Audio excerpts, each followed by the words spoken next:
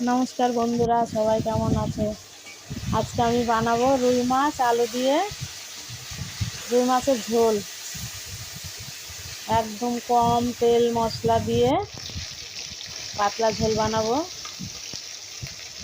মাছটা আমি ভালো করে ভেজে নিয়েছি। ওই তেলে এবার জিরে ফোড়ন দিয়ে আলুটা ভেজে নেব।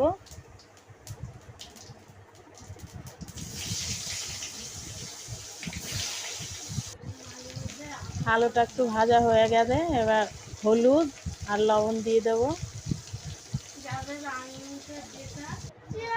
এখন আমি একটু জিরার গুঁড়ো দেবো, দুটো কাঁচা লঙ্কা চিড়ে দেবো,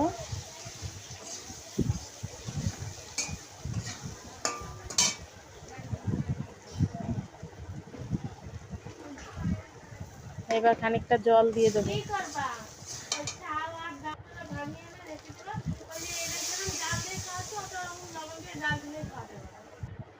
ঝোলটা ফুটে এসছে, মাছগুলো দিয়ে দেবো। দেখতে পাচ্ছেন আমার পাতলা ঝোল রেডি রুই মাছের।